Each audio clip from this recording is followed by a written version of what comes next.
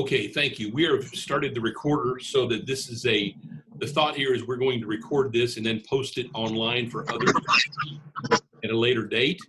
So if you can mute up your computers, and in addition to the unpaid fees that I'd like to ask you to check, if you pay those by the end of July, we're thrilled. Come August the 1st, we'll have to lock out people who haven't paid it, just like we always do. I did want to share with you all before we get started with the COVID-19 stuff too much. I'm going to try to share my screen with you all. And what I'm going to try to do is share with you a document that hopefully you'll be able to see that screen. If James, can you give me a nod if I'm screen saving there? Can you see? Okay. Ladies and gentlemen, this is going to be some dates that we will be posting after our June board meeting on June the 9th. I know a lot of you want to know what are the dates coming up.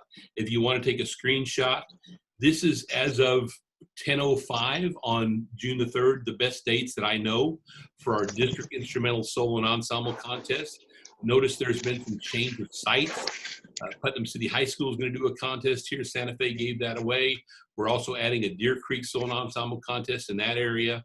There's some changes to some sites. Here's the orchestra stuff. Here's the band and jazz band stuff. Sorry, Mike, we see a Zoom image right now. Ah, thank you, James. Yep, sorry about that.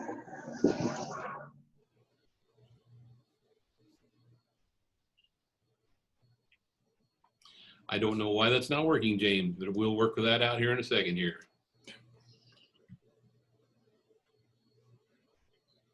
Yeah, we can see your mouse moving just fine. So yeah, thanks, James. You're a heck of a guy. I'll have to figure that out later. How about that? Trying to share my screensaver, my desktop with him, James. We'll deal with that later. How about that? I apologize for that. Let's go on with our COVID-19 update here. First of all, I'd like to introduce you all to a gentleman who, in honesty, is one of the smartest individuals I've ever met in my life. His name is Dr. James Weaver. Dr. Weaver used to do the job that I do for Oklahoma in another state. He is now working for the National Federation. And before I turn the meeting over to James and ask him to cover this aerosol study, let me preface what he's getting ready to tell you with what I believe is the reason this is so important. All of the studies, first of all, everything that has happened with COVID-19, keep in mind, this has happened since about less than 3 months. Almost 3 months, all of this has happened. Things are changing on a daily basis. You and I know it's a very fluid scenario. All of the studies about how this virus is transmitted, for the most part, has been done with smoke studies. They fill a room with smoke. They have people walk through it. They look at the movement of the smoke, et cetera, et cetera. What no one really has done specifically is to study what happens out of the end of a trumpet. What happens with a clarinet? Does a soprano singer transmit a different type or a different amount than a bass singer? Those specific things. And James, with the National Federation, has gotten funding of about $250,000, and he'll tell you more about it, to study a specific music room. To answer the question, are music rooms more hazardous than every other room in the school? Now, the good news is, and he'll share this with you, we're going to have some specific data very soon. Very soon, we're going to have data that says, here's what comes out of the end of a trumpet. Here's what comes out of a bassoon. Here's what a soprano singer does. Now, we may not like the data, but we're going to have some specific data that's going to answer those questions. So without any further ado, Dr. James Weaver from the National Federation, would you please tell them about the aerosol study, sir? Well, good morning, everybody. I always enjoy every time I get to come to Oklahoma, and I apologize doing this over Zoom rather than in person. And Mike, thanks for your kind introduction today. So like Mike said, this whole thing is about 3 months old in the United States. About 5 weeks ago, myself and the president of the College Band Directors National Association had a conversation on, hey, do you guys know anything about what happens with aerosol distribution with woodwinds and singers? And he and I started doing a deep dive into literature review and found out there's nothing. A week after we started that conversation, if you guys remember the barbershop and the Nats webinar that came through, I'm assuming a lot of you on this call heard that one. And their recommendation came out saying no singing in classrooms or any community setting for 1 to 2 years. And when I heard that, I was like, okay, so we have a big problem here. And I went to all of what they're doing and seeing, all right, so what's the data they're doing? What's their literature review that they're basing this off of? How do they come up with that 1 to 2 year figure? And it really came down to what happened in Washington State, Amsterdam, and South Korean choirs, where without fail, every choir that had one person that was infected with COVID-19 had an 80% infection rate, a 20% hospitalization rate, and a couple of people die in all those choirs. So the anecdotal evidence showed us that choir is potentially dangerous when it comes to the age of COVID-19. This is all stuff that we know. What we don't know is why is it more dangerous seemingly in choir than it is in other gathering situations? Is a 6 foot distancing an appropriate level of distance in musical classrooms? We don't know any of those answers. We don't know how this distributed. We don't know how the distribution of the aerosol occurs. So then Mark Speed and I, he's the president of the CBDNA, I'm like, okay, so we need to figure this thing out. And we had started doing some research with our literature review. We ended up in the first week reviewing about 170 different studies, which if you read scientific studies, that's a mind-numbing amount of scientific studies. And then we went through and said, all right, so we now have a good basis of literature. Let's figure out if we can actually solve this problem. So we contacted the University of Colorado Boulder, and that's they have a expert in aerosol pollutions, viruses, and bacteria distribution in mechanical and environmental engineering. And her name is Dr. Shelley Miller. And we approached her and said, hey, do you know of any studies that exist that can do this for us with musical instruments? And she said, nope, none of that exists. And that was not encouraging for us because we wanted an answer that we could review now and use that to move forward. Then she's like, but I have a lab that's going to be opening up at the end of May, and we can test for all that. So we jumped all over that. Our first budget for this was $37,000. And we're like, oh man, we're going to raise this now and we're going to get results by the beginning of June. That has since ballooned to $250,000. And now we're using 2 labs, one at the University of Colorado Boulder and one at the University of Maryland. So we can duplicate the study. Because as we're starting to go through things, most of the research we're finding keeps coming out contradictory because they're not duplicating their studies. And so we're going to have a duplicated study that's going to come out. And I'll get to the point of why we're going through all this in a moment. But what we're going to be doing is testing a couple different things. So in the woodwind categories, we're going to be testing flute, clarinet, oboe, saxophone, bassoon. We're going to in brass, French horn, trumpet, trombone, and tuba. The 4 vocal ranges, soprano, alto, tenor, bass. In musical theater, we're going to be talking about talking at a conversational level, monologue with a stage projection, and a singing and dancing number in musical theater. So if you who do musicals, we'll kind of cover all of those as well. For any of you who have a K-12 position, we'll be doing elementary students in grades 3 through 5, both male and female. And we'll have them do humming, singing, and recorder playing. And then, you know, my favorite part is just because it's torturous. We're going to do an aerobic simulation, basically making somebody stand or run on a treadmill as fast as they can for 10 minutes, and then throw them in the chamber and see how they disperse aerosol. And that's going to simulate marching band, show choir, dance, and a limited athletic review.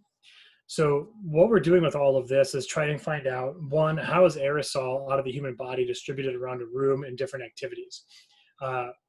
Even though the CDC is refusing to come out saying that COVID-19 is an airborne pathogen, there's tons of evidence that suggests that it transmits through aerosol.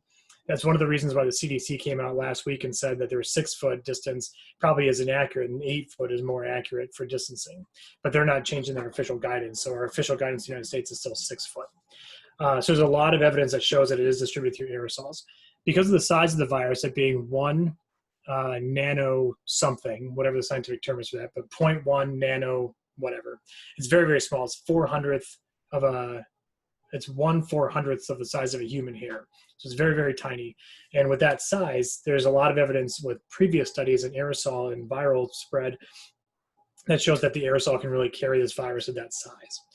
So what we want to do here is see what do we do in our musical classrooms and musical performance venues that increase the risk of COVID-19 spread. And then the other part of it that we're going to be looking at is what can we do to reduce that amount of risk and have some mitigation strategies that can be useful for the people in the classroom and the performance venues. So for an example, what we're gonna do is it's a 2-phase test. Phase 1 is gonna be done in the chamber. The chamber has high-speed cameras, lasers, O2, CO2 sensors, and other sensors that I don't really know what the abbreviations are for, but it's a very sensor-filled room. What makes the study very expensive is every time we have a person walk into the room to do one segment of the experiment, they have to go through and sanitize the room again before they can do the next phase.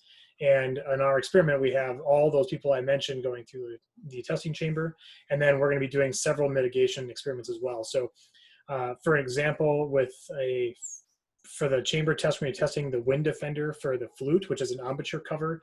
If you want some 33 seconds of hilarity, just type in WIN-D-fender and watch the YouTube video on how it used. The flautist has her husband put a leaf blower in front of her while she plays. It's funny, but it shows that it really does stop the air from the embouchure to go straight out from the flute. And at the end of the barrel, we've stumbled upon a new technology for a flute bag that'll slip on the end of the flute barrel and then actually stops all the wind without stopping the sound production of the flute. So that's great. We're also looking at fabric bell covers, mutes for brass, plastic wrap on brass, because we think that if there is stuff coming out of the end, if we put plastic wrap on it, it's cheap and it's disposable. So some areas there. We will have guidance as far as no more using the spit valves on any brass instruments, because we know for sure that that stuff can be infected and we don't want that just going on the ground. So that guidance will be coming out as well. We're also looking at what happens if we have a Mylar-esque barrier either attached to the stand or spread between sections. Does that stop any of the spread of the aerosols? And then masks for all folks, including embouchure cutouts. And does somebody wearing a mask with an embouchure cutout have a reduced amount of aerosol spread? What that looks like. And then every level we go will have multiple levels of barriers. So we're going to have for an example, I'll just go through what a brass will look like. We're going to start with a bell cover, a barrier, a mask with an embouchure hole, and then a mute, barrier, mask. And then the next one will be bell cover, mute, or plastic wrap, mask, and then a barrier, mask, a mask, open playing, and then the mouthpiece buzzing. Just to make sure we know the whole gamut of what mitigation techniques really have a hold and what mitigation techniques don't have something.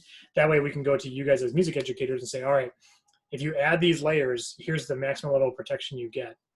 And we want to find that sweet spot where we're getting maximum level of protection, but we're still allowed to perform in as near normal of an ability as possible. And so that'll be coming out of this study. As we progress, we should be having results that'll come on here at the end of June to early July, as long as the lab space stays open. And we all know how that goes. It can shift, but right now, end of June to early July, we should have those results. What we're trying to show is that we have an ability to return to music classrooms in a safe manner that is scientifically proven. The guidance that's coming out right now saying, keep everyone 10 feet apart in a band room or keep everyone 10 feet apart in a vocal room doesn't really tell us anything if we don't know how it actually spreads. Because if you remember back to that Washington State choir, they all stayed 6 to 8 feet apart from each other and 80% of them got infected. So we need to know what mitigation techniques actually work. The other thing we're looking at too is what does airflow do? So our second phase is taking all of these people and putting them into a rehearsal room and simulating a rehearsal and seeing what the cumulative effect of aerosol gathering up in the room will look like for a standard rehearsal. And then we're going to be looking at different mitigation techniques that are structural. So what happens if you have a fan that's blowing all the air in one direction out a window? Does that reduce the amount of consolidated aerosols? If you can speed up the air refresh rate in your building or in your rehearsal room, does that help? And those kinds of mitigation techniques on a structural level. If you're in a newer building, it's easier to crank up the air refresh rates because your HVAC system is designed to do that. If you're in an older building or have an older HVAC system, that second mitigation technique becomes more difficult. However, it could be something that is in your capital improvement plan at some point. So that's really the scope of the study we're looking at. I'm excited about it because I'm really hopeful that we find something. I can't imagine that we won't find something that'll be helpful. However, we may come to the point where it's like, this is all crazy and we don't have a solution, but at least we know that as well. So I'll take any questions or comments there, Mike. Yeah, James, I was going to ask, I think it might be a good time because you and I discussed this in other meetings. Music teachers, we are considered probably the poster child of what they don't want us to do. We gather our students together elbow to elbow on risers, or we put them side by side. And because of the way musicians breathe, and I'm not talking about obviously percussion or string people, but when we are the preparatory breath that we naturally take, that 2, 3, and we all breathe in. And we also tend as wind people to exhale more than the average person, and the exhaling of the lungs gets extremely pushed out. So we are what they call super spreaders. We tend to spread the disease more efficiently. Having said all that, there's also a study that's now saying that what we thought was going to be a contact spread is more difficult now than what they thought originally. So there's studies out there. Once again, all of this happened on March the 12th and forward. We're learning more as we go. Fascinating point to that, Mike. Oh, sorry, if I can. Yeah, fascinating point to that is the NIH back in February, before this really became a big deal in the United States. And the NIH is the National Institute of Health. They put out a request for study on how the flu is spread. And just to put that in concept, right, we've been dealing with the flu for 100 years in this country, and we still don't know exactly how it's spread. We've been dealing with COVID-19 now for 5 months. And so just to kind of put that in context. And with Mike's breathing, it's absolutely true. The worst thing that can happen is for the virus to get deep down in the lungs. Your upper respiratory system is much more efficient at trying to expel that. But the deeper you breathe in, the farther down in the lungs it can settle, the more of an issue that it becomes. And I think the other thing that's really worth mentioning here is, and James, forgive me for doing a little housekeeping here.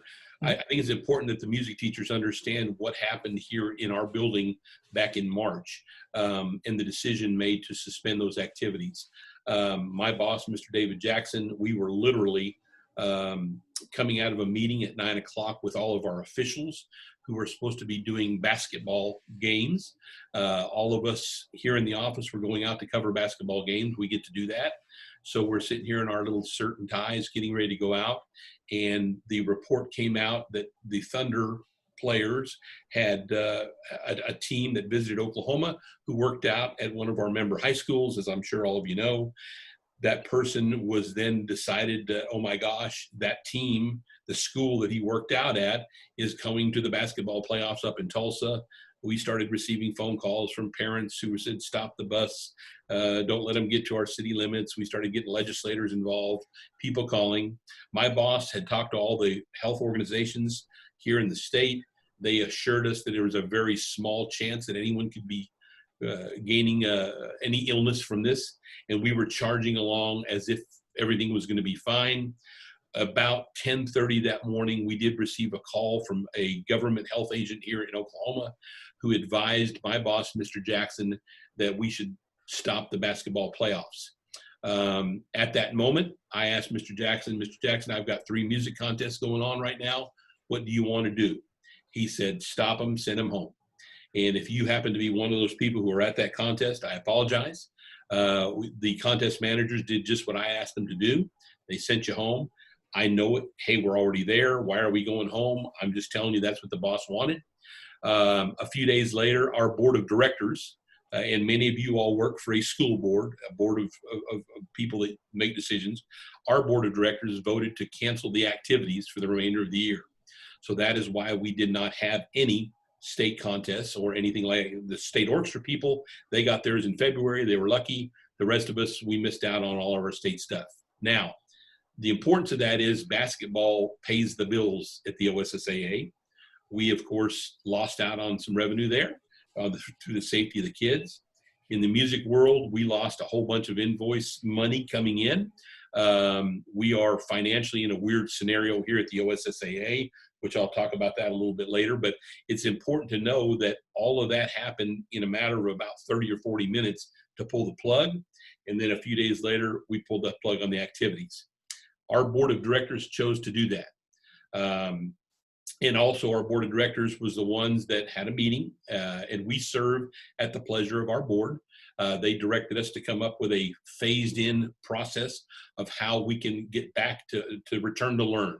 How will sports go during the summer? How will music go during the summer? So we put together a 3-phase system to phase our schools back into it.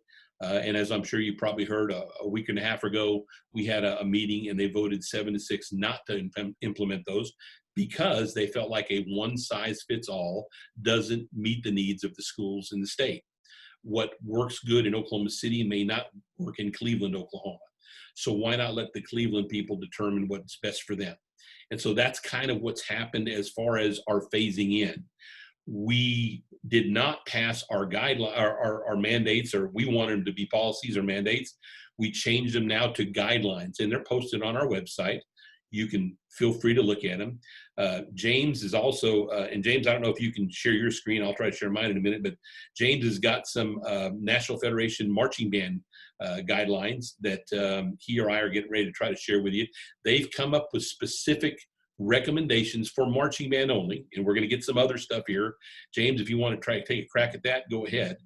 If not, I can try it. And I think I may have fixed my screen share, but I'm not 100%. Do we do marching band, Mike, or the whole Yeah, page? Pull up the marching band specific guidelines. Do you mind? Mm-hmm. And this is a document that, once again, is just a recommendation from the National Federation that we have shared, and we're going to talk about advocacy and all those other things coming up. James is going to show you. Thank you, James. And this is just and you can scroll down, James, if you don't mind, to the National Federation and the sports medicine people have come together. What we think is a advisory capacity, recognizing a phase 1, phase 2, etc. Here's the phase 1 pre-rehearsal screening, etc., etc. Limitation of the number of kids. Go ahead and scroll down, James, if you would. This document is already available. Is it required by the OSSAA? No, it's not. Is it required by the National Federation? No. This is just, once again, guidelines. And this is already made public, made available to you. And the reason we haven't shared a whole lot of other things, and James, go ahead and pull that down if you would. The other thing, I think that if it's okay with you, James, I would love to see you put up your guidelines for the National Federation joins 52 other organizations and everything. I think it might be important that people understand that this study is backed up by 70 different organizations. Is that what you said right now, the aerosol study? So we're up to 81 as of this 81. morning. Yeah. And you had a list of those if you want to share that. Mm-hmm. That's a pretty impressive list. This aerosol study that James has talked about has been signed off on by a large number of people. He's going to scroll through a list of people here, and you'll see, Music for All, Diodario, lots of international, lots of folks who have said, hey, Music for All is on there. We support this financially. A lot of them have given money, and those people are going to back it up with money. The Big 12 band directors, Big 10, et cetera, et cetera. So this aerosol study that James was talking about, it is a big deal because not only is the National Federation is putting their brand behind it, but a lot of other people as well. Thank you, James, for doing that. If you can pop that off there. So all this is going on. Another thing that I want to make you all aware of as far as the COVID returning to school, I've been a part of a number of superintendents meetings, a number of different plans, and I'm sure some of you have heard about them. One of the things that schools are considering doing right now is, if the social distancing is still put in place, obviously your school is not set up to have 5 or 6 feet between each student. Some of the things that has been talked about, and I'm making you aware, once again, it may not be in your school district, but this is some things that's being talked about, is to only have about 25% of your students in the school at any one time because of the number of kids that need to be spread out. One of the plans is an A-B plan where schools would have, for instance, in a high school scenario, grades 9 from 8 a.m. to noon on Monday, 10th graders would come from noon to 3 or 4. Then on Tuesday, 11th graders would come from 8 to noon, then 12th graders would come from noon to 4. And that would be on Monday, Tuesday, Wednesday, and Thursday. Friday would be everybody virtual. Another scenario is to have just 9th and 10th graders come on week 1, just 11th and 12th graders come on the next week, and we would do alternating weeks. In most cases, I have found that the administrators who are talking about how to get their kids in there have figured out if we only have about 1/4 of the kids in here, we can spread them out. That works okay, I think, for history and math and maybe some other things. That doesn't work real well for performing groups. And one of the advocacy things that I want to warn you about or share with you is you probably need to start communicating with your administrators now. The advocacy issue is this. If you don't fight for your music programs, I don't know if anyone else is going to. James, that one-page thing, if you want to pull that up. One of the things that I have found is that many administrators don't know the difference between a performing group and a music class. Their theory is, oh, well, just teach music appreciation. I've got 3-4 classes of music appreciation going on up there. To them, that's the same thing as a performing group. Hey, we're teaching music, wherein many of us, we don't see it that way. We see it as a performing group is different than teaching music history or music theory or whatever. An administrator may not feel that way specifically. There is a one-page advocacy that I have available that James is trying to pull up, I think, right now. And if you can't find it, then I'll pull it up later, James, and send it to everybody. But it's just a one-page thing that you can use. Go ahead and pull it up, James, if you got it. Yeah. This is just a little one-page thing that allows people to understand music is important and needs to be taught, et cetera, et cetera, et cetera. Here's the one-page document. There it is. Arts is essential. And I can put this on our webpage. I think I've even sent it out to some people. Basically, this is saying arts education is important. We need to have our music people represented during your talks. While you're talking about how to do this, how in the world can music be taught? Keep in mind, don't forget about the music people. There are some plans that say, take the band room and the choir room, that's the biggest rooms in the school, start moving desks in there. One of the plans, and thank you, James, you can pull that down if you want to, and I can share all this, and James, maybe you can throw it up in the chat window if you want to, all the links to these documents. One of the things that I find especially entertaining is the fact that many of the administrators haven't thought about the arts. They haven't thought about the activities. They're worried about getting English, history, math, and science. And I'll be real honest with you, we're kind of an afterthought on that deal. So I'm encouraging you to reach out to your administrators and don't let that happen. We can't let a whole year of not teaching music happen. From my perspective at the OSSAA, it's even more important because if you remember, we had a teacher walkout back 2 years ago. So if you take the fact that many of you did not go to your contests, your state contest 2 years ago, and now we missed this year with COVID-19, next year, those seniors standing up on the risers or sitting in the band or sitting in the orchestra have only been there once before in 4 years. So all of that are things to think about that I certainly have thought about. I know you probably will as well. We want schools to participate in our activities, but I encourage you to encourage your administrators to not forget about you guys.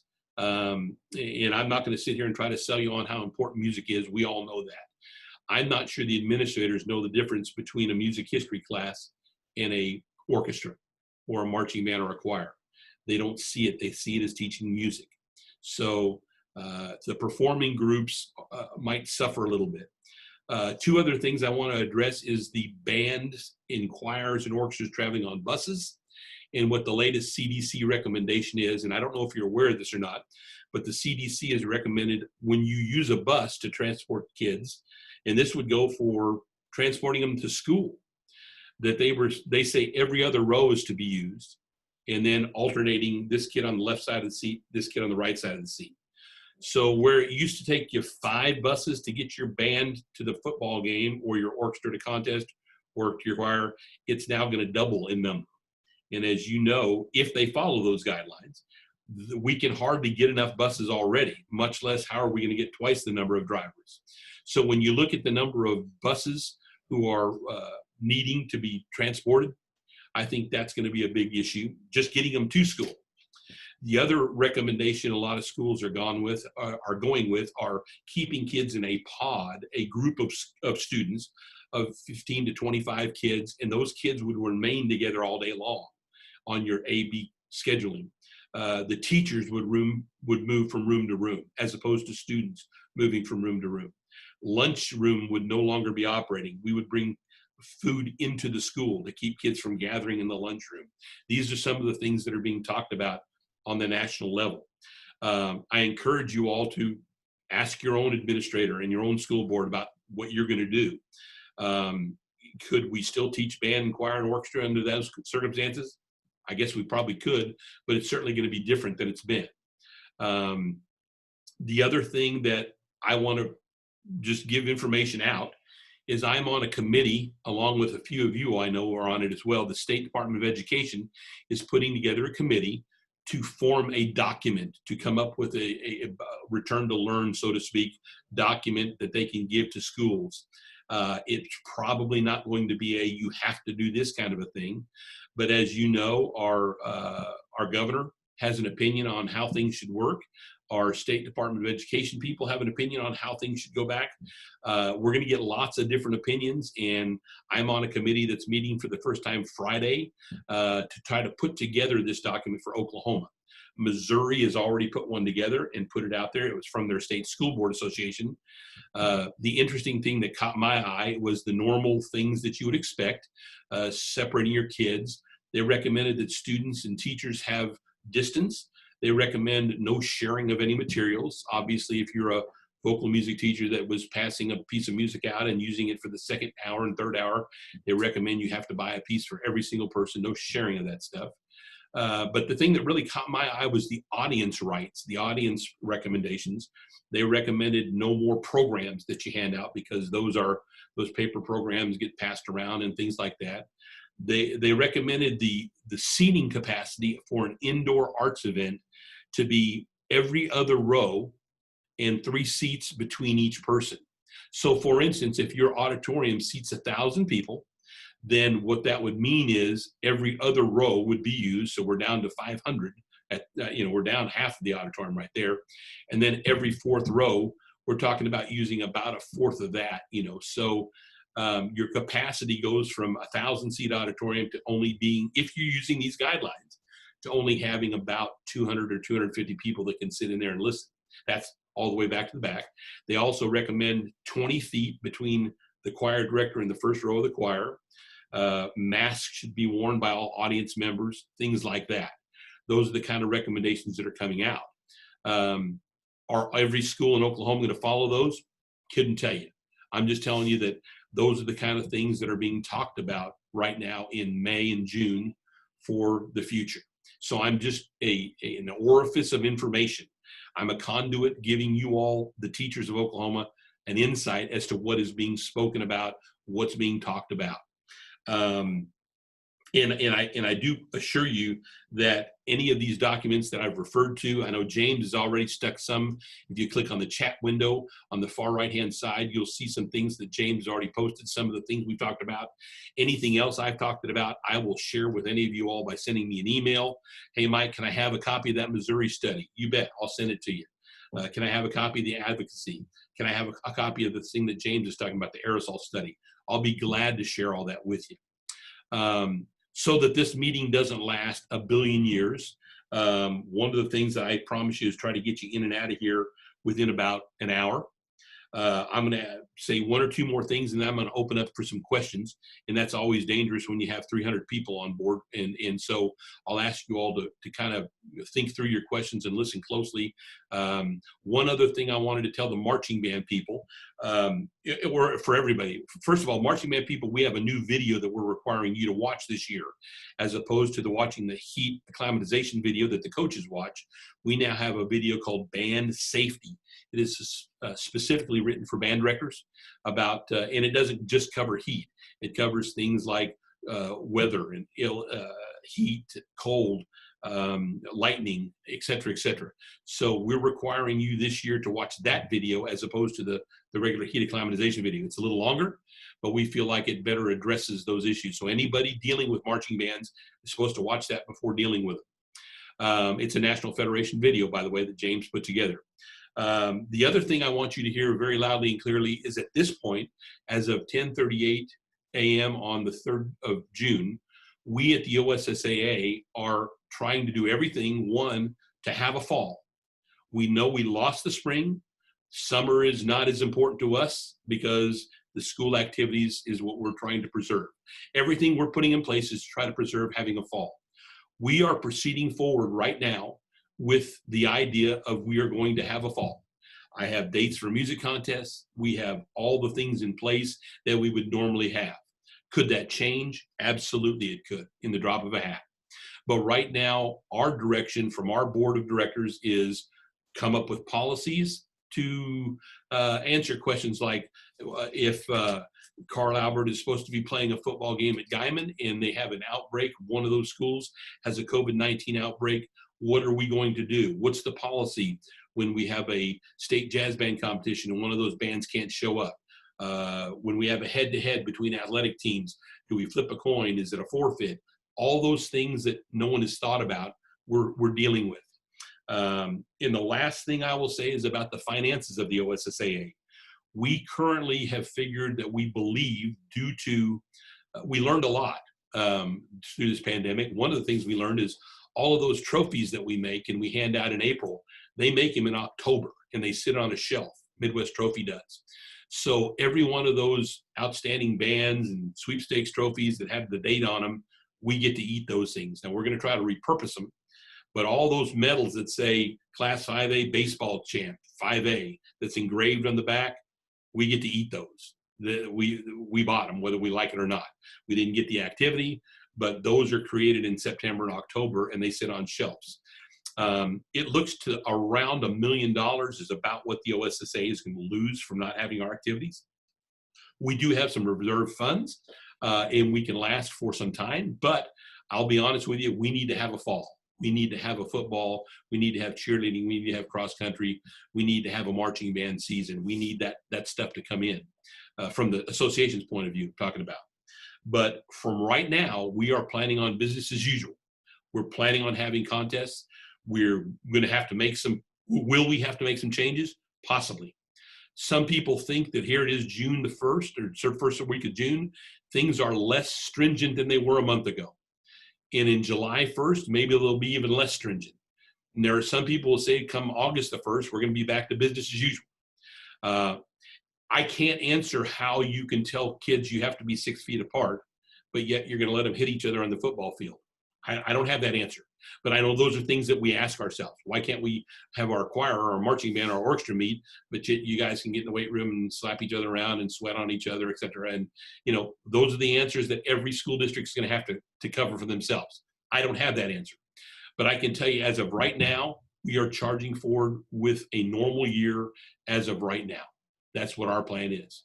And we're being asked by our board to develop policies to make changes to make it as safe as we can for our kids. So that's what we're doing every day. Okay. James, last chance to say anything, or are you going to stick around for questions? If anyone has anybody, do you have a minute to stick around or you got to go? I am here for you as long as you need me, Mike. Oh, you're the wind beneath my wings, my friend. Thank you so much. Anybody who has a question, I would ask you to just respectfully unmute yourself and fire away at myself or James or any other questions someone might have. Is there any studies in the works on conductors, like what mitigations can be happening for conductors in front of the choir or band or orchestra?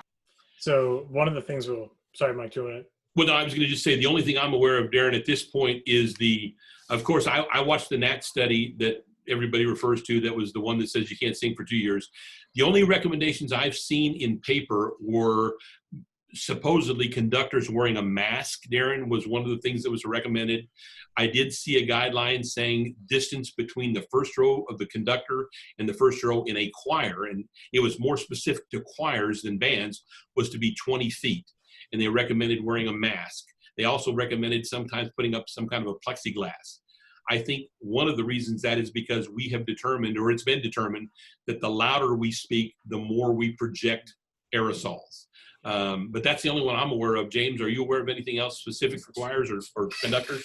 Right. So in our phase 2 of the aerosol study that we went over at the beginning of the call, when we do the cumulative effect in the rehearsal room, we'll be looking at the directionality of aerosols as it goes from the conductor box. And so when you're on the podium, we'll be able to measure what that cumulative effect looks like going towards you.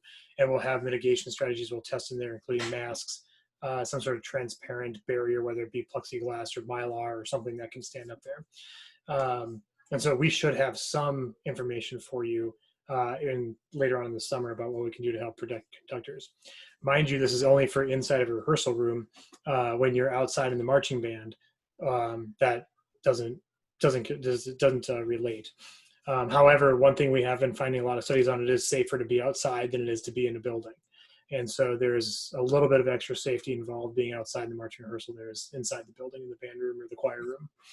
And I'd also add that there's some studies that say, of course, as the warmer the air is, the more less dense the air is. And so it's normal that this particular virus tends to not spread as well outside, especially in warmer and cooler inside. That's why the meatpacking plants have been hit, because that makes sense. It's cooler, the air is more dense, et cetera, et cetera.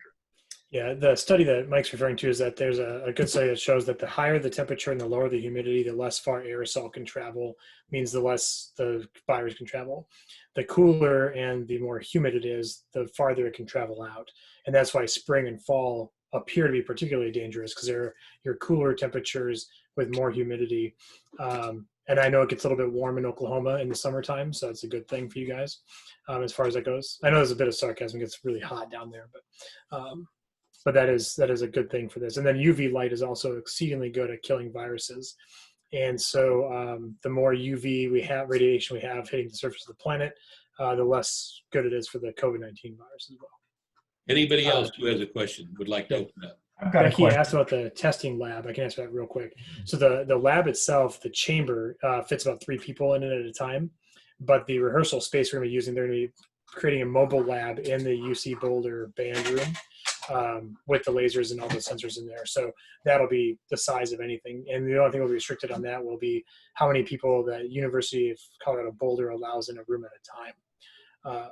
So that's the 2 different lab spaces we'll be using. I'm sorry, Pete. Dr. Weaver, as you find some answers from the aerosol studies, how will we receive those updates? Will it be posted, or will we have another OSSAA meeting? So what I'll do to get it out originally is we'll be having a press release on it. We'll be having it posted on our website. I'll be distributing to all the state associations, including the OSSAA. And then we'll have probably a large-scale webinar to go through the results with our researchers and myself and Mark. Just try to get that messaging out there in an easy place. As far as OSSAA, I'll let Mike answer that one. Yeah, and we will obviously, Pete, have some kind of an information blast out. We probably have another Zoom meeting like this. I think it's important to know that James is trying to get this information out. One of the studies, the Boulder study's already started. Is that right, James? And the Maryland study is getting ready to start like next week. So we should have some hard data results, hopefully, by around the middle of July-ish. Is that right, James? I'm hoping, and we're hoping that by the end of July, you actually have stuff out. Now, I know that's late, but it's going to be hard data that we can use at that point. Right. Believe it or not, this is actually fast for a study to be thrown together as quickly as it is. Yeah. This is light speed. That's it. Who else? But yes, Pete, we will certainly disseminate the information through the OSSAA to anybody who would like it. Great, thanks. Who else has a question? Okay, the teachers that are older or possibly have underlying health issues, what are we supposed to look at that we should retire, or, are there going to have to be extra things put in place for us? Well, I would tell you that I am not a medical expert by any means, but based on what I have been told, it does seem like people with underlying health conditions are more susceptible to this. I will also tell you that I would not give out any medical advice personally, but I would tell you that's a decision that you are going to have to make for yourself. There may be something that your own school district can do for you that I can't even think of right now. I'm not telling, I don't know what it's going to be like in the middle of August. We may be back to, they may have, the virus could have gone away by then. I doubt it, but there's no telling what's going to happen in 3 or 4 months. I don't have a great answer for you there, ma'am, besides telling you that that's an individual decision that I would suggest you and your doctor visit with. But there are other schools that are having music teachers teach other things to keep them employed. I do know that. That thought has crossed many school districts' minds. Hey, take the assistant band director, have him go help with history or whatever. So there are many options out there that every school district can visit, and I don't have a better answer than that one for you. Who else has a question? Well, just a little one. When we hear about choirs and all of those problems, and I don't know if this is possible to have, if anybody's working on this, to have a comparative study with what you come up with. What about hallways? I mean, they can talk about anything in a music classroom or whatever, but if you've been in a hallway, you know that's a real issue in schools. Right. So, Mike, if I can address that real quick. Yeah, Dr. Benson, thank you for that question. You talking about keeping them in the one room there? Go ahead, James. Right. So the issue is it's actually more complicated than just hallways. Think about busing your kids to the schools and social distancing on the bus. Current guidance on there talks about taking a 56 passenger standard bus, and then by applying the guidelines that the CDC has for busing, would take it down to about 12 to 18 kids on a bus. So we have some big issues there. The other thing that we've looked at a lot, and there's not an official study on it, but there's a lot of best practices going. And I'm working with our folks at NAM and NAFME and all the other big national music organizations all the time. And we're coming out with guidance probably next week on a return to music education protocol and what that would look like. It's not going to be on the health and science aspect. It's going to be on administrative conversational aspects. So, you figure out what kind of model you're coming back on. You're doing a mixed model, an online model, a full back model, model with reduced amount of students back in. So those kinds of things. When we start looking at that aspect, we're talking really, what does the school flow look like? Can you flow into a room in one direction, leave that room in another direction, and then flow the building that way? Some schools, perfectly possible, right? Some schools, not possible at all. I look at when I used to be an orchestra director, and I think of my fine arts wing. I could get all my kids to come in one area, and I can get them to go out the other door. But then the only way they continue one directional flow is if they go outside and then go around the building, come back in, which is doable, except in northeastern South Dakota in February, it gets really cold. And so that's not possible year round. Plus, think of the security nightmare you're going to have transferring kids inside and out. And so there's a whole host of those things that need to be worked out. And I hope our administration are really thinking about workflow on how all of that stuff works. Dr. Benson, I will take one step further. There are some people that will say to you, you're exactly right. The hallway is a concern. Why are we worried about what's happening inside the classroom? We need to be worried about that. The next step is we need to be worried about why they're all meeting down here at the pool that's opened up. Or we need to say, well, for the 2 hours a day that I'm seeing them, we're keeping them spread apart, but they're down at the mall hanging out side by side. So, is anything we're doing helping mitigate the spread of this if they're getting together at the mall and in the church and in the hallways and all that? So those are those questions that I know you understand, Dr. Benson, and there are many, many things that we're going to have to figure out. And there are some people, as you know, that say should be virtual. Just go online. That's the way education needs to be for a year or two. So there's extremes everywhere. So I don't know if we answered that or not, Brad, but that's the best stab at it. Yeah, Mike, if I may, one more real quick thing. I think the thing that we really want to be important of is we're not trying to eliminate risk completely, right? We're trying to get it to an acceptable level of risk, which is what we're trying to figure out. And so as we progress through all of these things, our focus here is to say, in a music classroom, what can we do to bring the acceptable level of risk to an acceptable level? And then once we can figure that part out, moving kids through hallways becomes a little bit easier because we just need to figure out what that acceptable level of risk is. So does having an X every 6 feet and mandating everyone wears a mask in a hallway, does that lower the risk level to an acceptable level of risk? And then when they walk into the band or choir room, do the mitigations we find from the aerosol study reduce the super spread occurrence to an acceptable level of risk? I think that's the direction we're going to be looking. But there's a lot of study that needs to go out before we can figure those things out. Next question, who would like to fire away? I have a question. Are we waiting for the results from this study or these studies to determine what our regulations are going to be as far as musical theater, rehearsals, and performances? Right now, there are no statewide requirements from the OSSAA's point of view. you can do anything you want during the summer of 2020, as far as we're concerned, that you did in 2019. Your own school district may have a different take on that. As far as how many hours can my marching band practice this year, my answer is the same as last year. That's up to you. Now, if your own school district wants to limit the number of time, that's up to them. We do not have a limitation of marching band hours in Oklahoma. So basically the answer is whatever you and your school district decide to do, that's what you're allowed to do. I don't think they can wait until all these studies come out to make their decisions. They're making decisions now on how August and September are going to look. And that was another reason I was advocating to you guys to go out and talk to your people and say, hey guys, we need to talk about the music people right now. Don't let it get to August and then you be an afterthought. Oh, now what are we going to do with the orchestra teachers? Yeah, we're just not going to have an orchestra this year. Okay, well, let's start talking about that now. Next question. I have a question. Go ahead. If we adjust our schooling schedules, I know everybody will be different based on what their school decides to do, and it limits, let's say we're limited in the amount of rehearsal time that we get with our kids, and we still want to compete, and there's still a contest. Will the requirements of the contest change to adjust with what's happening in our schools, like, for instance, less movement time or something of that nature?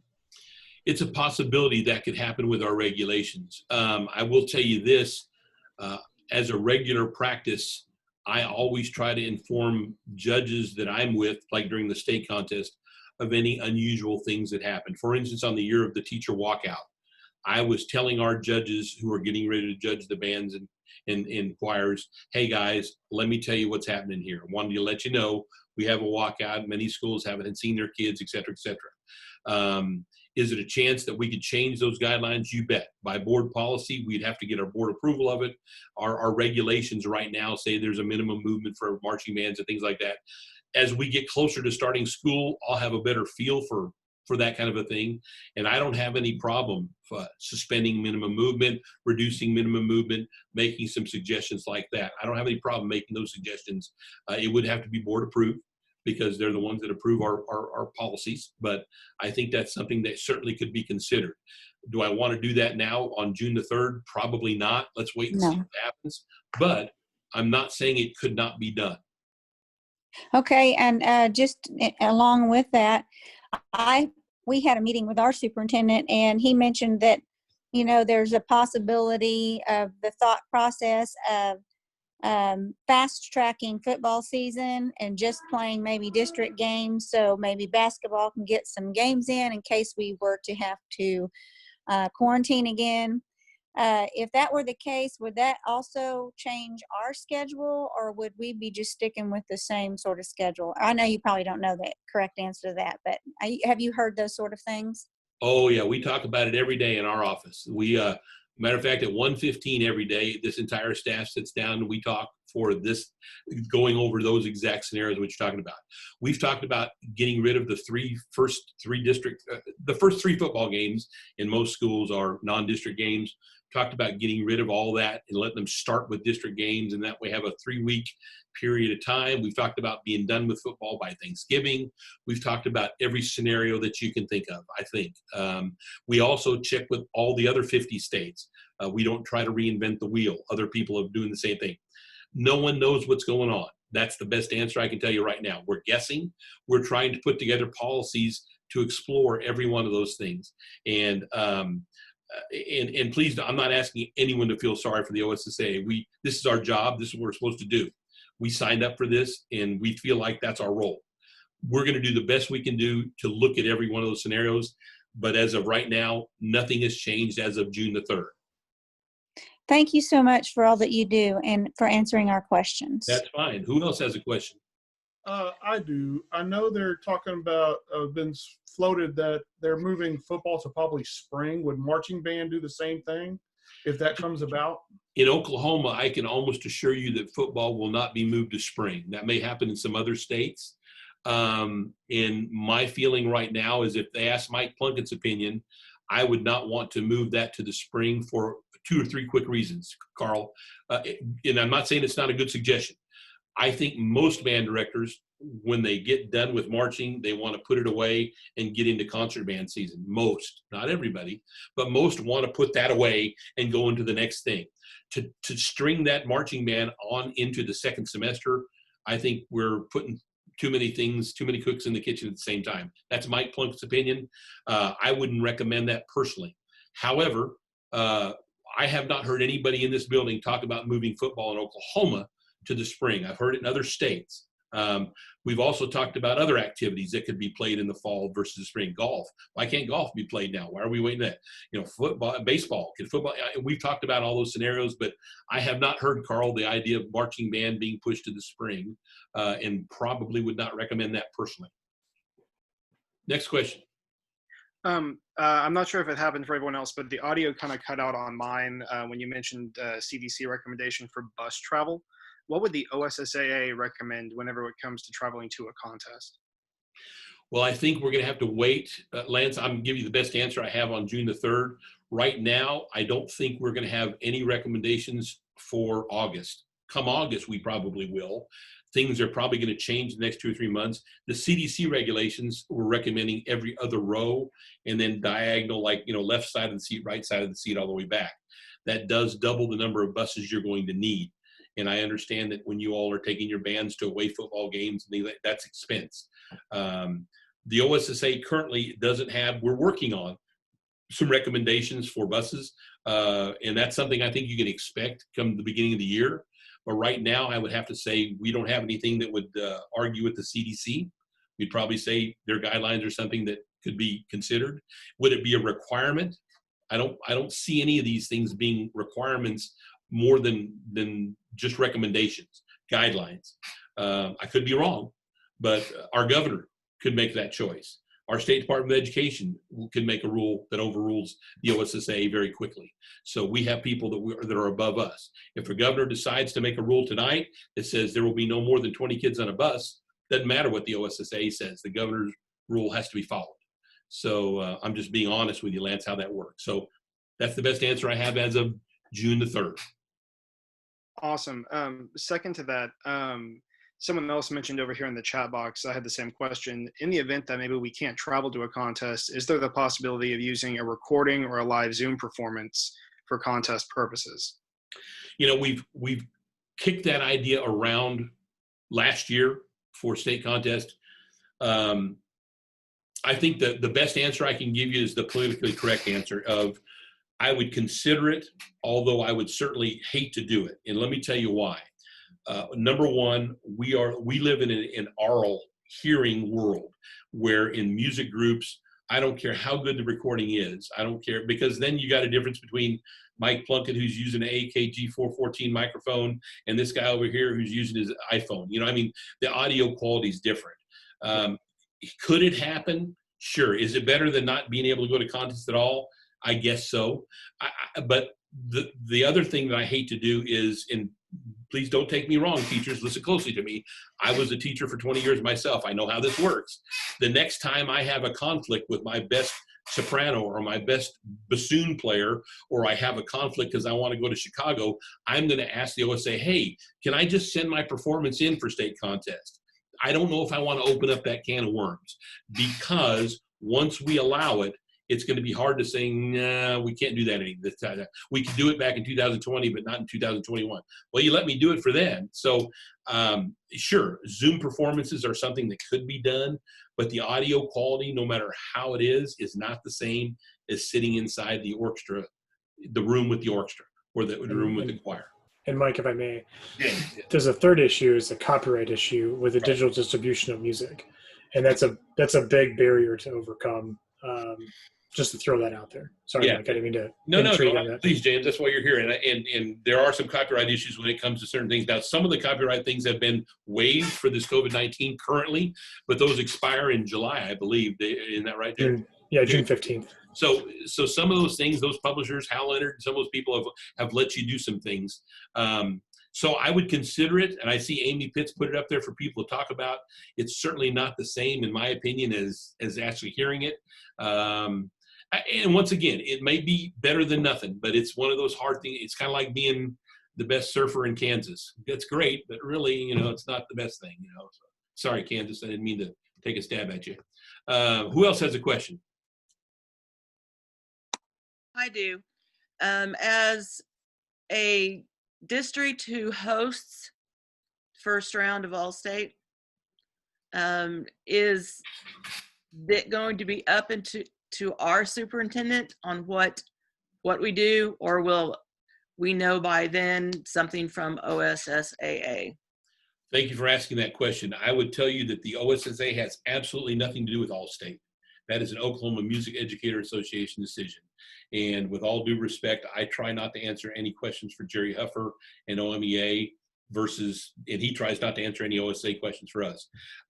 We really have almost nothing to do with All-State besides we sanction their events. We will continue to sanction it for any of our member schools that ask us to host, hey, we're having tryouts down here at Ada High School. Will you sanction the event? Yes, we will. That's a service we do to our member schools. But as far as what All-State is going to do, I would recommend you visit with Jerry and the OMEA people, because I'm sure they're having these same meetings as well. All right, thank you. Thank you. Who else has a question? Have there been any studies done about percussion ensembles and any effect that they may have on like the spread of this COVID or anything like that? Has there been any studies done like that? Because I know we've talked about winds and choirs. Right, and orchestra would be in the same thing. There, we talked about. And James, I'm not aware of any specific percussion. I think obviously they're not blowing air through a horn. They're not singing, and it would just have to do with the heart rate and the raise of the breaths. I think. Am I right, James? Right. So what really is for strings and for percussion is the CDC guidance currently exists with mask coverings.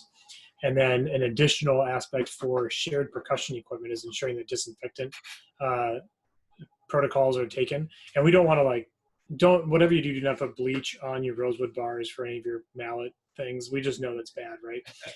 But for any of the areas where you have those touch points that are not, because you shouldn't be touching the bars anyway. But any of the touch points everyone should have their own sticks. And then you should have abilities for any of the crossbars where you'd be pushing on pneumatic wheels, whatever. Any of those touch points should be disinfected between users.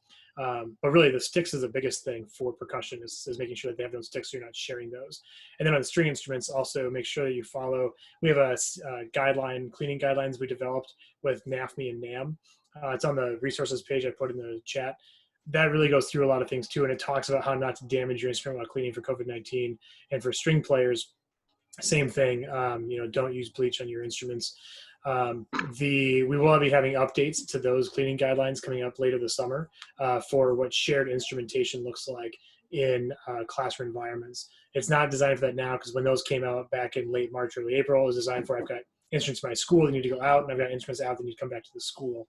And that's what those guidelines are developed for. So we'll be developing new ones for shared instrumentation in the classrooms.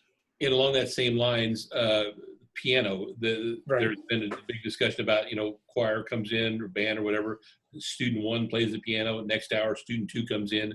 So cleaning the keyboard instrument is something that's going to have to be considered if you're Right. wanting to take these guidelines seriously. Who else has another question that would like to be asked? I have a question. We are talking a lot about how these are guidelines that we're following, not necessarily set in stone policies, and every school district can adapt them their own way. My concern is what happens when my school district, let's say my school district decides to do things really strict, but then the school that we're traveling to for the football game, they don't, or the school that's coming to us, they don't. How are we really then keeping our students safe if we're allowing every individual school district to make their own policy? And that's an excellent point that you just made, and I'll take it one step further. I teach in school district A, my wife teaches in school district B. I'm very stringent, they're not. Now we cross-contaminate through the teacher. So all of those are questions that I don't have a great answer to, besides the fact that the individual school districts want to make their own choices. Because in all honesty, as you all know in Oklahoma, we have some counties that have been almost untouched by COVID-19. Almost no cases. We have other counties that it's quite a few people. And in all honesty, with 330 people roughly in the state that have passed away, That's a relatively low number for comparison statewide. I don't have a great answer for that. What happens if I teach in school district B and my wife is an A and we have different things? That is all a legitimate question that I just don't have a good answer to, besides saying that, you know, we allow school districts to make their own decisions. That's why you have a school board. And a lot of people thought the OSSAA may be overstepping their bounds by saying you need to do this. And that's why our board voted no. They felt like, let us decide what's best for us. You're overstepping your bounds. In a way, that was the message that Mike Plunkett took from the board meeting.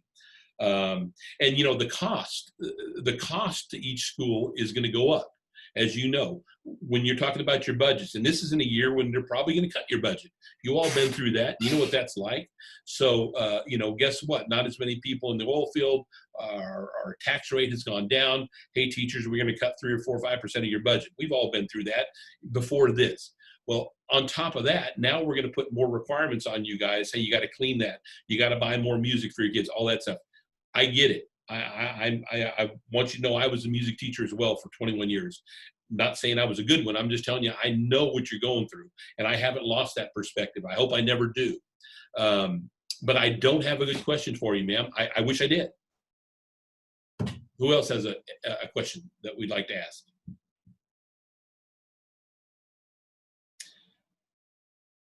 Well, I will say this. First of all, Dr. Weaver, thank you so much for taking the time to share your knowledge with us. And I've worked with James for many years. And as a matter of fact, James is judged here in Oklahoma a time or two. Before everybody gets away and going your own direction, may I say to you guys, you're welcome to email me at the OSSAA. I'll be glad to share any information that I have with you. Dr. Weaver will share information to me about the study. I'm excited about this study because for the first time, we're going to know. We may not like it. We're going to know if a soprano singer transmits more virus through the air than a bass, or a bassoon versus a clarinet. It appears flutes and piccolos are the worst right now, right, Dr. Weaver, because they're splitting the airstream. That seems to be. Yeah, with no valves or tubing to stop it. Yeah, nothing to, and so there are some things we already guessed, but we're going to have some hard data to have that. So we'll know about show choirs, we'll know about marching bands, we'll know about music theater, and the National Federation is going to come out with some guidelines. It will probably not be requirements, it will probably be guidelines. So last call for any questions, and if there are any, or not any, then we'll wrap this meeting up. Anybody else? Final call? Can I ask a question? And this may be, I may have missed this already, but I was just curious as to what the age group is of the people who are going to be in all those tests and skills. For example, is it a professional soprano 1 who's going to be tested in that room of 3, or is it a high school student? And that may not have relevance, but may. So because of research restrictions, we have to use primarily adults. So we'll be using music majors from the 2 universities. And so think of like 18 to 21-year-olds is the age group we're using, with the exception of the children we'll be using for the elementary group. And the reason why we'll be using those ages is because they're actually the children of the professors that are in the music and theater departments and the mechanical engineering department. And so we have less of an issue with that. When you do research, the IRB approval process gets very, very complicated. And they get very strict on who can do certain kinds of human experimentation studies. And so we'll be using mainly those 18 to 20-year-olds. Okay, thanks so much. You bet. And I will say to you, the other thing that's interesting about this study, I don't know if you noticed, but one was in Boulder, Colorado, which altitude-wise, and one is in Maryland at sea level. That's another reason they chose these 2 labs, because they have the information. But it'll be interesting to see if the things disperse differently at altitude versus sea level. That's another reason that Dr. Weaver has selected these sites. So, yep, exactly. Smart. Anything else before we wrap up, music teachers? Log into the contest manager. Mike, real quick, just I know this is ever evolving. You have a. Go ahead, Matt. Please ask me. That's all right. Do you have a goal date or a time range for kind of the go no go decisions to be made for this fall, so everybody can kind of plan accordingly? Yeah, I can tell you what I think is going to happen, Matt. Everything that we do at the OSSAA is kind of approved by our board of directors. We have a June board meeting. We'll have an August board meeting. The board of directors will ultimately be the ones that make the decisions as to whether or not we proceed forward. My gut feeling, and this is just an opinion, is that for the next 5 to 6 weeks, we will be meeting every day with our staff, coming up with policies and guidelines and what to do in this case scenario, that case scenario. I believe that our National Federation study, hopefully we'll have some hard data from them in July. My gut feeling is by August the 1st, of course, schools are going to start beginning. I haven't seen anything in my mind that has said we're going to not have activities yet. I would suggest to you that we should plan accordingly. I still planning on having marching band season. That's the first thing out of the gate for me. I got 1-act plays with speech and debate. We're still planning on having those activities. Could there be a reduced number? Could be. Could there be less people coming to contests this year? Might happen. I don't know of anything, Matt, that I've not seen any indication that says we're not going to proceed as normal. That's my hope. I don't have a drop dead date that it has to be decided by, but I would think by our June board meeting on the 9th, and we may even have a special board meeting in July, but by end of July-ish, I would think we would have everything in place for the fall. Now, one good spike in COVID-19, all that goes out the window, as you know. The governor or someone could put the brakes on it. So our state Department of Education could put the brakes on some of this stuff.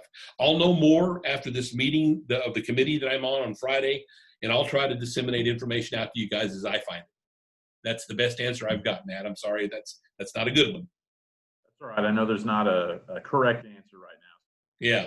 So I appreciate that. Honesty. I will share one last thing, and then I'm going to end this meeting. I promise you. If you watch CNN, you'll see guys like Dr. Fauci and all those people on there a lot talking about COVID-19. A side note, one of the doctors that they interview on a regular basis, a guy named Dr. James Phillips. James Phillips is one of my former students from Carl Albert High School. He was one of those kids that you knew was going to be kind of special. He went on to become a doctor of infectious diseases. He taught at Harvard Medical. He's now the director of the emergency room in George Washington, which is about 6 blocks from the White House. This is the interesting part, believe it or not, and I can share it with you if you didn't believe me. On March the 12th, this is the night after the thunder walked off, he communicated with me and said, by the way, I know you don't want to hear this, but everything is going to look back on this and change from this point on. He says to me, schools are going to close. There will be no graduations. The Olympics will be postponed or canceled. And he made these predictions on March the 12th. It's on his Facebook page. Go check it out, James Phillips. I laughed out loud saying, this can't happen. What do you mean schools are going to cancel? No graduations. Come on, James. And I visited with him. He said, this is a big deal. I can only tell you that everything he said was going to happen pretty much right down the line, he was right on the nose. And as a former student of mine, I got to tell you, I'm proud of him being on CNN with Dr. Fauci. He's part of papers. But his words to me were, this is not going away soon, Mike. He said, you need to know this. Plan on it being around for a while. Don't know that he's right. He's been right on just about everything else. But this is probably something, even if we do get a vaccine, 6 to 12 months away. 65% of the people said they'll take the vaccine. The other 35 said, I'm not taking a vaccine. So I think until we get that herd immunity of 70% or so, and James' advice to me was, look, we're all going to get this. Accept it. It's not, you can't stop it. What you need to rest assured, though, his words to me were 80% of the people may not even know they have it. It's going to be minor. You might have a fever. James Weaver, you had COVID-19. I have not shared that with everybody else, but you can speak from experience on this. You actually contracted it. When was it? Early in March, so around March 8th, 9th. It sucks. Stay away from it. So I didn't want to share that, but James is the only person with a few exceptions that I know that's actually gone through it. And he was sharing all this with us as we've been in committees for the last 2 or 3 months. Mm-hmm. So once again, until we get most people who have been, exposed to it and have some kind of media, I think we're going to be dealing with this for a while. Is it going to stop the world? I hope not. Is it going to keep us from teaching music? I pray not. I'm just giving you information. You know, I found it unbelievable that on March the 12th, he said the Olympics were going to be canceled. And I'll be darned, he was right. And he's telling me, man, you need to plan the long haul. This is not a sprint, it's a marathon. So that's the last bit of information I'll share. And you go look up Dr. James Phillips on Facebook. Don't take my word for it. Go read his March 12th post yourself. It's scary how accurate he was. I appreciate all of you all. Thank you for teaching music. Appreciate you joining in to me. I'm going to sign off on this meeting. I will have another one as I get information. And James, thank you, my friend. It's a pleasure to know you, and thank you for taking time for sharing your knowledge. And I look forward to sharing the aerosol studies. And good day, and I will see you all soon. Stay safe, have a good summer, and pay your OSSAA bills, would you please? Thank you, guys. I'm going to end the meeting. Have a great day, and email me if you have any other questions. Thanks, James. Thanks, Mike.